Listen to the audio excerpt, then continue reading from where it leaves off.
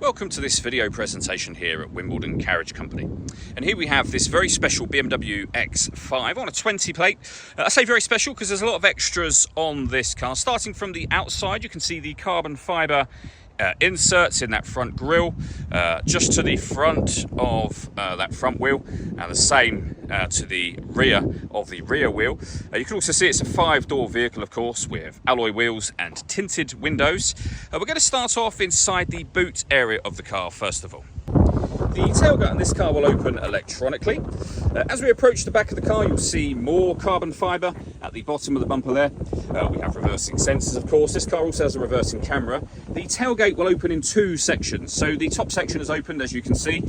We then have a button just here that will open that lower section down. And as you can see, plenty of boot space in this car.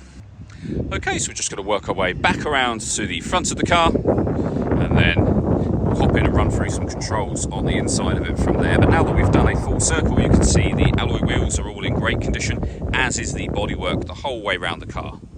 Just briefly before we climb in, I think it's well worth seeing the interior from this exterior point of view. There's plenty to run through on the dashboard, so let's hop in and we'll do that right now.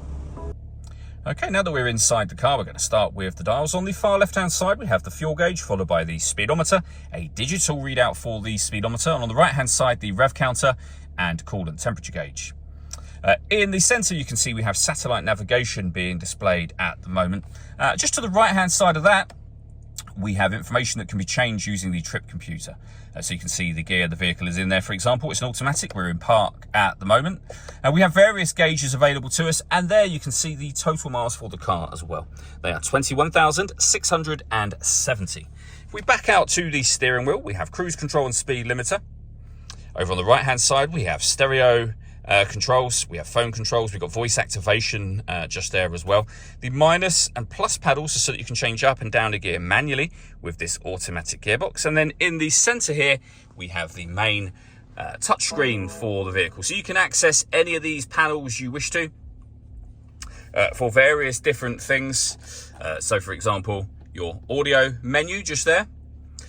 You can open up the panel to the left-hand side, and you can select any of the different ways in which you can listen to music. It is touchscreen, as you've seen, but you can also, which you may find easier, particularly whilst driving, use the iDrive system, which is essentially this dial just here. You can do virtually everything from that.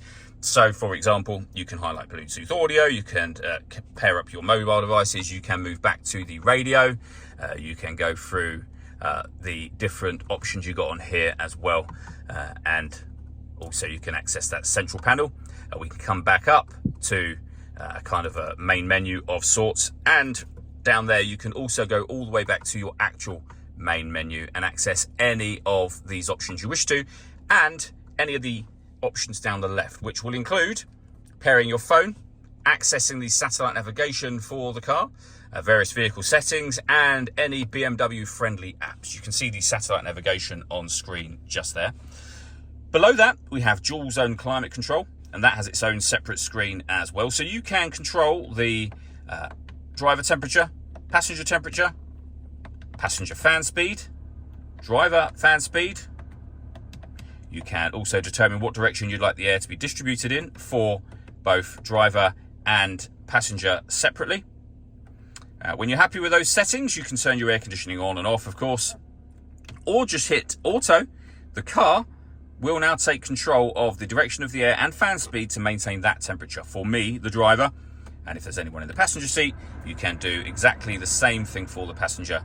You can turn both off whenever you wish to go back to whatever settings you had that on previously. We've also got a heated driver seat with 3 heat settings, and the same for the passenger side.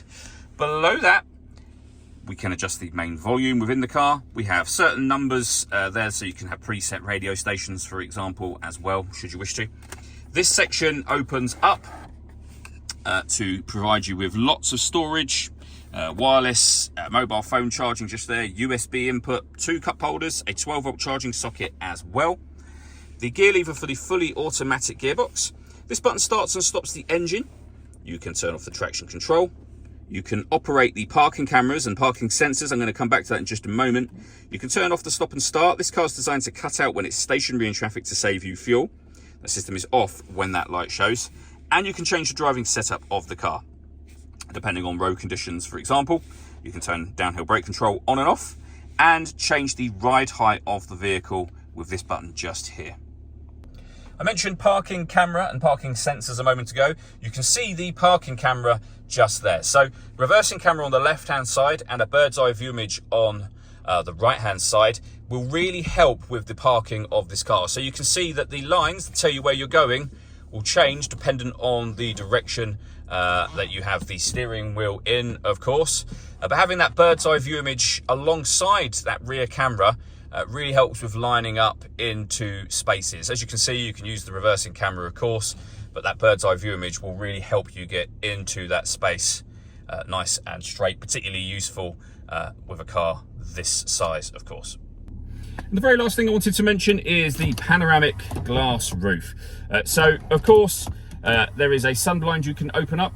That opens up all the way to the back of the rear seat. Once that's open, you can leave it like that if you wish to, and it lets in a lot of extra light to the cabin area, as you can see. But you can also open this front section as a full sliding sunroof, should you wish to do that. The last thing I wanted to mention very briefly is the paperwork we hold for the car. So you can see the V5 registration document just there.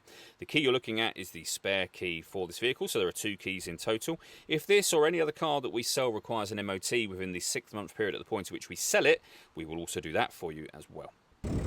All that leaves me to say is thank you for taking the time to watch this video. If you'd like to come and see the car for yourself and have a test drive, or you'd like a live bespoke video walk around of the car, please feel free to give us a call here at Wimbledon Carriage Company. We'd love to hear from you soon.